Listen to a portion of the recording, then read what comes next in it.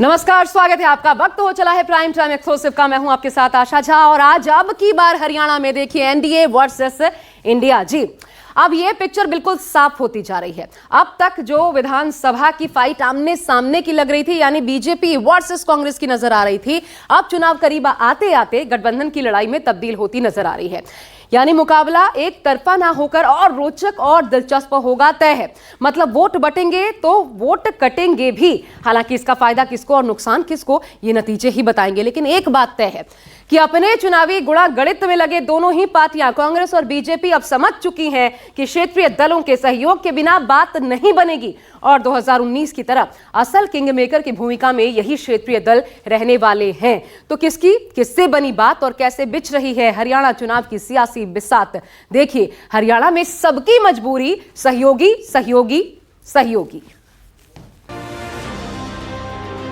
जब से हरियाणा प्रदेश के मुखिया के तौर पर मुझे बैठाया है, उसी दिन से कांग्रेस के नेताओं का पेट खराब हो गया।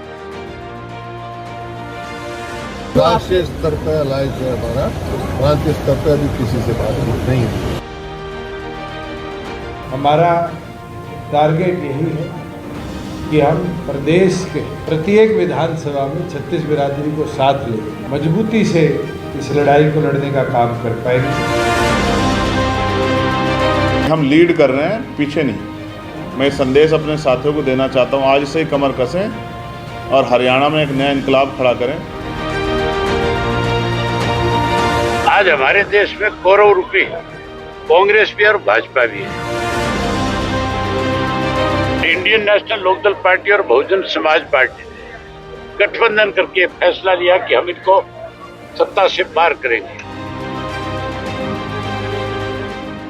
हरियाणा देश का वो सूबा जिसने देश को कुश्ती के अखाड़े के एक से बढ़कर एक पहलवान दिए। अब उसी सूबे में सियासत का अखाड़ा सज चुका है। राजनीतिक दलों के दिग्गज अपनी अपनी तैयारियों को धार दे रहे हैं। भले ही सीधा मुकाबला बीजेपी बनाम कांग्रेस का माना जा रहा है, लेकिन हरियाणा की राजनीति में कौन कब किंग मेकर बन जाए कोई नहीं जानता।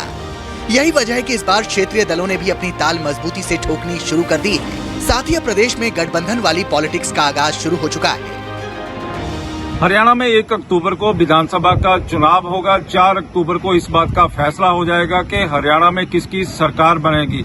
वहीं पर हरियाणा के अलग अलग राजनीतिक दल अपनी अपनी ताकत मजबूत करने में लगे हुए हैं और खबर निकलकर सामने आ रही है कि भाजपा और कांग्रेस क्षेत्रीय दलों के साथ मिलकर गठबंधन कर सकते हैं और इससे जहां जहां पर इन दलों को नुकसान की आशंका है, वहां पर जीत दर्ज की जा सके। प्रदेश में फिलहाल बीजेपी की सरकार है। नायब सिंह सैनी प्रदेश के मुखिया यानी सीएम के पद पर विराजमान है, जो कि गैर जाट समुदाय से आते हैं। ऐसे में सूत्रों के हवाले से जो खबर निकलकर सामने आ रही है, उसके मुताबिक एक सीट जीतने की रणनीति तैयार कर रही बीजेपी जयंत चौधरी की आरएलडी के साथ गठबंधन कर सकती है। सिर्फ आरएलडी ही नहीं, बल्कि हरियाणा लोकहित पार्टी यानी एचएलपी और पूर्व केंद्रीय मंत्री विनोद शर्मा के नेतृत्व वाली हरियाणा जन चेतना पार्टी के साथ भी बीजेपी विधानसभा चुनाव में उतर सकती है। आपको बता दें कि आरएलडी और एचएलपी दोनों ही दल एनडीए गठबंधन का हिस्सा हैं। बीजेपी के शीर्ष नेतृत्व को लगता है कि तीसरी बार सरकार में वापसी के लिए यह गठबंधन कारगर साबित हो सकता है। माना जा रहा है कि आरएलडी सुप्रीमो जयंत चौधरी की पसंद की 2 से 4 सीटों पर भाजपा उनके उम्मीदवार उतार सकती है। ये सीटें जाट बाहुल्य होंगी।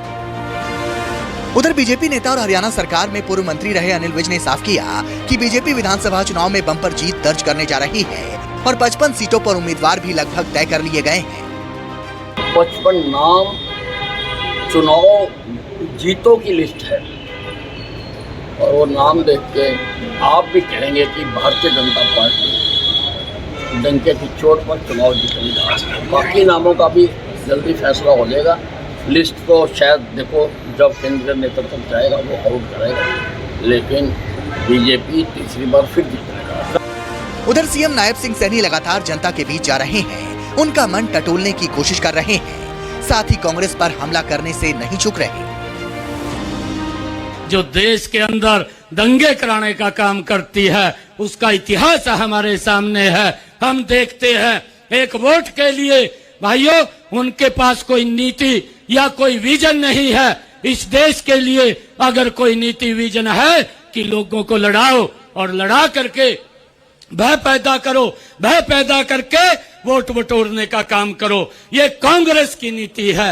आरएलडी के साथ गठबंधन की सबसे बड़ी वजह यह है कि हरियाणा में जाट नेतृत्व से भारतीय जनता पार्टी ने सत्ता छीनकर बीते एक दशकों से यहां सत्ता पर अपना प्रभुत्व बनाया और बीते कई सालों से गैर जाट की राजनीति को सूबे में हवा दी है।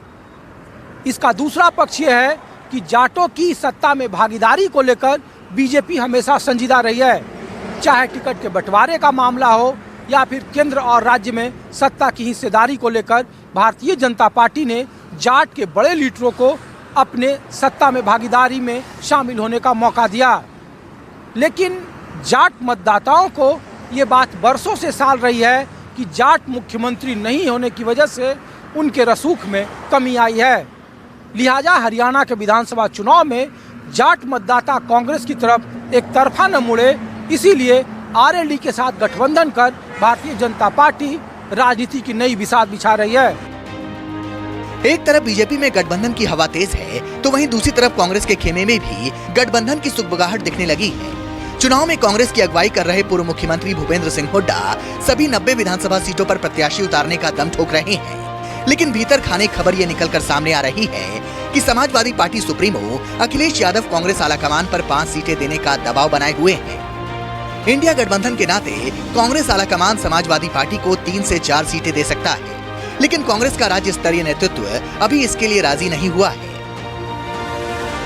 राष्ट्रीय स्तर पर अलायंस है हमारा, प्रांतीय स्तर पर अभी किसी से बात नहीं हुई। पार्टी किससे समझौता करेगी या नहीं करेगी या अकेले लड़ेगी, ये निर्णय पार्टी के संगठन महासचिव करते हैं और एक बाकायदा कमेटी बना रखी है राहुल गांधी जी ने और खड़गे जी ने, वो करती है। तो ऐसा कोई अभी तक निर्णय नहीं है।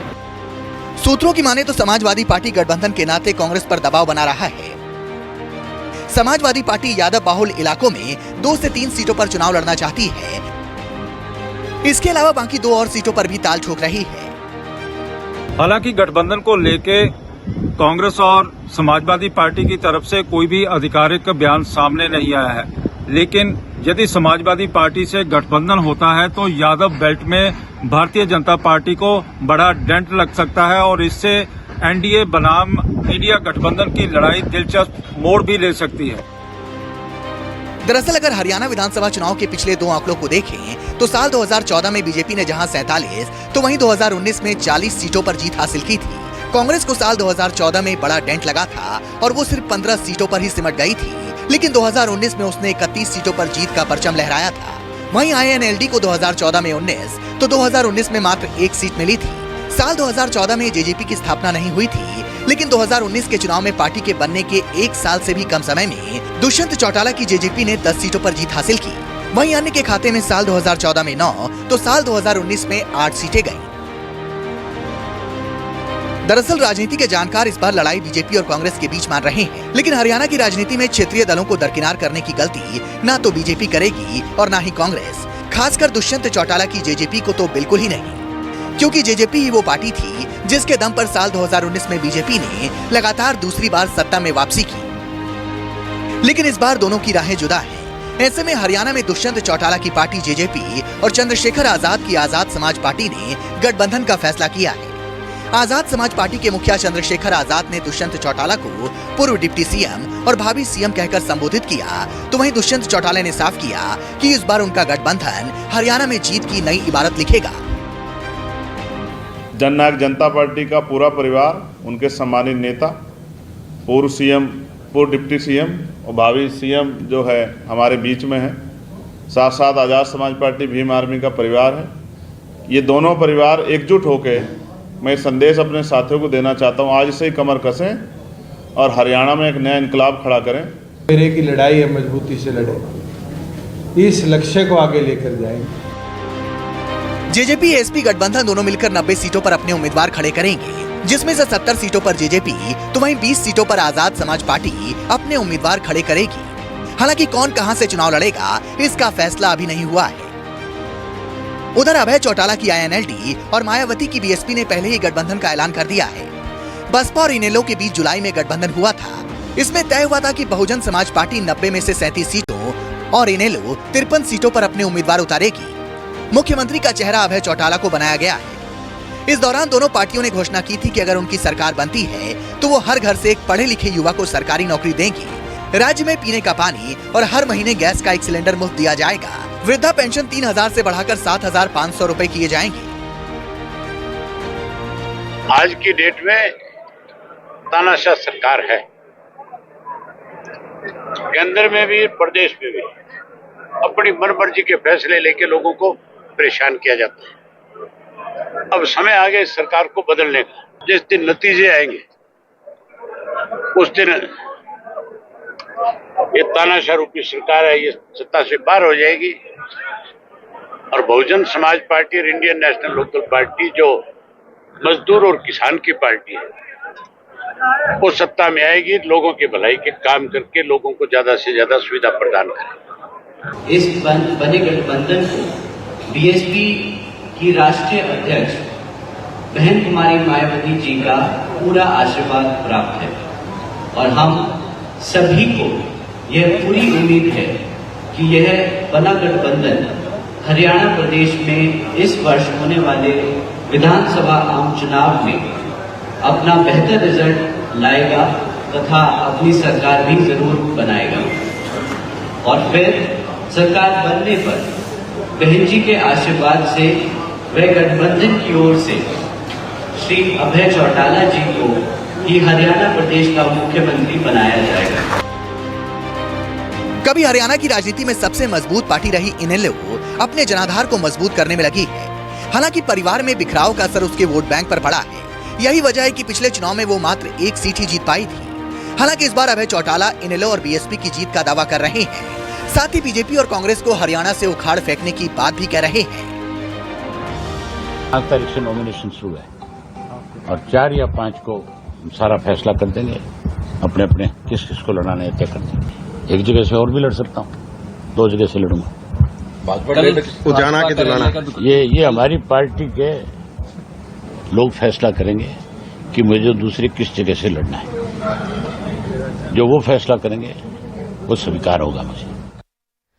तो यूपी की राजनीति करने वाली आरएलडी और समाजवादी पार्टी हरियाणा में कितनी कारगर है और क्यों है, दरअसल ये आप समझना चाहें क्योंकि अब इन दोनों ही पार्टियों के साथ गठबंधन की चर्चा किस प्रकार हो रही है हमने आपको दिखाया। देखिए, यूपी हरियाणा में दरअसल रोटी बेटी का नाता है, ये जान लीजिए। सबसे महत्वपूर्ण बात जो कि असर करती है, हरियाणा के कई जिले यूपी से सटे हुए हैं और कुल मिलाकर के ऐसे आपको बता दें 2 दर्जन से ज्यादा विधानसभा सीटें जो कि यूपी से प्रभावित तो होती हैं और तो और कई सीटें ऐसी हैं जहां पर जाट वोटर जो है वो निर्णायक भूमिका में है, उनका असर होता है।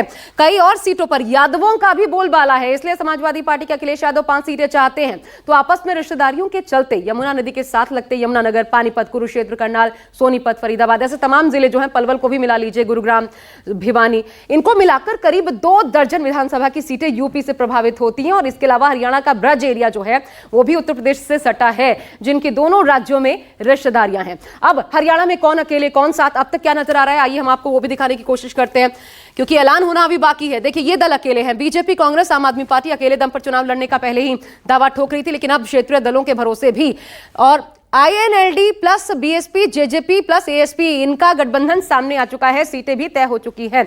अब ये जो अकेले हैं, क्योंकि अभी बीजेपी और कांग्रेस की तरफ से गठबंधन में लड़ने का कोई भी ऐलान नहीं किया गया है, ये ऐलान होना बाकी है, अंदर खाने सब कुछ चर्चाएं चल रही हैं। अब आपको दिखाते हैं कि हरियाणा में वोटर्स के प्रभाव को समझने के लिए जातीय समीकरण को समझना जरूरी हो जाता है, उस पर नजर एक। ओबीसी देखिए 30%, यहां से नायब सिंह सैनी आते हैं। जाट 25%, कांग्रेस का बहुत बड़ा स्टेक जाटों पर लगा है। एससी शेड्यूल्ड कास्ट 20%, मुस्लिम 7%, सिख है 5%। तो आप जानते हैं सीएम है नायब सिंह सैनी ओबीसी के, और कांग्रेस का जाट वोटर्स पर बड़ा स्टेक। लेकिन ये गोलबंदी कितनी कारगर होगी, ये पूरी तरह इस पर निर्भर करता है कि किन मुद्दों का असर विधानसभा चुनाव में होगा, क्योंकि जीत और हार यही फैक्टर्स तय करेंगे। 2024 के लोकसभा चुनाव ने बीजेपी के लिए हरियाणा में टेंशन का मीटर अप कर दिया है, क्योंकि जिस हरियाणा में साल 2019 में बीजेपी ने 10 की 10 लोकसभा सीटें जीती थी, उसी हरियाणा में बीजेपी को 2024 लोकसभा चुनाव में 5 सीटों पर हार का मुंह देखना पड़ा। वहीं अब हरियाणा में विधानसभा चुनाव ने भी दस्तक दे दी है। ऐसे में बीजेपी अब फूक फूक कर कदम रख रही है। दरअसल चुनाव में उम्मीदवार तय करने के लिए बीजेपी की कोर ग्रुप की बैठक हुई। साथ ही पीएम मोदी की अगुवाई में केंद्रीय चुनाव समिति की बैठक हुई, जिसमें टिकट को लेकर मंथन हुआ। माना जा रहा है कि कई वर्तमान मंत्रियों का टिकट बीजेपी काट सकती है। 30% विधायकों के भी टिकट कटने की संभावना है। साथ ही इस बार कई खिलाड़ियों को भी पार्टी टिकट दे सकती है। 35 सीटों को लेकर कब चर्चा संभव है सर? नहीं, वो चल रही है, जैसे जैसे उसमें चर्चा चल रही है लगातार, और जैसे जैसे जिसकी आवश्यकता है उसको बुलाया जाएगा। बात आज उधर लोकसभा में जीत के बाद से कांग्रेस के हौसले भी बुलंद हैं। कांग्रेस लोकसभा की जीत के लय को विधानसभा में भी बरकरार रखना चाहती है। यही वजह है कि कांग्रेस में लगातार मंथन का दौर जारी है। कांग्रेस आलाकमान ने तय किया है कि इस बार सांसद विधानसभा का चुनाव नहीं लड़ पाएंगे, बल्कि सांसदों को चुनाव लड़ने की बजाय चुनाव प्रचार करना होगा। दरअसल कई सांसद विधानसभा चुनाव लड़ना चाहते थे, वहीं कांग्रेस हर सीट पर नेताओं का रिपोर्ट कार्ड ले रही है। ऐसे में अगर विधायकों के खिलाफ एंटी इनकम्बेंसी होगी तो सिटिंग एमएलए का टिकट काटा जाएगा। एक तरफ बीजेपी प्रत्याशी उतारने की तैयारी में है, उधर लोकसभा चुनाव में 10 में से 5 सीटें जीतकर कांग्रेस के भी हौसले बुलंद हैं। कांग्रेस ने हरियाणा की कुल 90 विधानसभा सीटों पर हुए आवेदन के हिसाब से दूसरा सर्वे शुरू कर दिया है।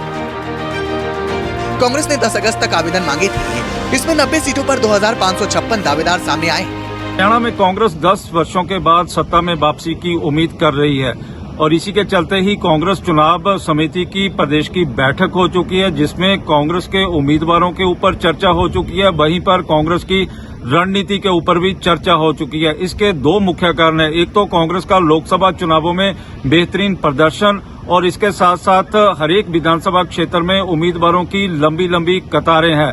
वहीं पर 90 विधानसभा क्षेत्रों में उम्मीदवारों के चयन के लिए स्क्रीनिंग कमेटी को खासी मशक्कत करनी पड़ेगी।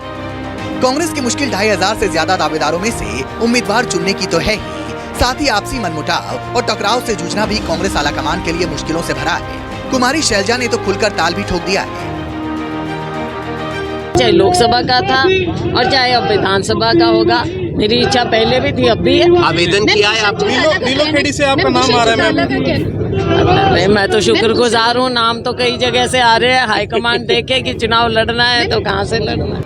हरियाणा में चुनावी प्रदर्शन को लेकर सभी पार्टियों के अपने अपने दावे हैं, लेकिन ये बात सभी जानते हैं कि हरियाणा के चुनावी दंगल में 2 ही बड़े प्लेयर हैं। हरियाणा के चुनाव में ताल ठोकने वाली पार्टी में बीजेपी है, कांग्रेस है, इंडियन नेशनल लोकदल है और बीएसपी का गठबंधन है, आम आदमी पार्टी और जेजेपी है। आज हारे या कल हारे, हार तो इनको निश्चित है। इनके लिए हो सकता है अपने सदमे को वो पहले अक्टूबर में छोटा सदमा लेंगे, फिर दिसंबर जनवरी में बड़ा सदमा लेंगे। होता है, एक उम्र के बाद लोग सदमा लेने की जो क्षमता है वो घट जाती है। हम तैयार हैं, हम पूरी तरह से जीत के प्रति आश्वस्त हैं, क्योंकि हमने लोगों के मुद्दे उठाए हैं। हमारी पार्टी पूरी तरह से तैयार है। हमने बहुत पहले से तैयारी शुरू कर दी थी और हमारे कार्यकर्ता तो वैसे हर वक्त ही तैयार रहते हैं। हमारे कार्यकर्ता कभी बैरकों में नहीं जाते, हमेशा फील्ड में रहते हैं। आम आदमी पार्टी हरियाणा में चुनाव लड़ रही है, पूरे दमखम के साथ चुनाव लड़ रही है। अभी भी हरियाणा में लगातार आम आदमी पार्टी के नेताओं की सभाएं चल रही हैं, जहां पे भारी संख्या में जन सैलाब है और लोग आ रहे हैं। अरविंद केजरीवाल जी खुद हरियाणा के बेटे हैं, इसलिए हरियाणा के लोगों का उनसे एक इमोशनल जुड़ाव भी है। हरियाणा में 2 बार से बीजेपी की सरकार है। हालांकि कुछ महीने पहले ही बीजेपी ने हरियाणा में मुख्यमंत्री बदल दिया था। अब 1 अक्टूबर को हरियाणा के 2 करोड़ 1 लाख वोटर्स नई सरकार का चुनाव करेंगे। इसमें बाजी कौन मारेगा, इसका पता 4 अक्टूबर को चलेगा। लेकिन एक बात तो साफ है कि इस बार हरियाणा का चुनाव दिलचस्प होने जा रहा है।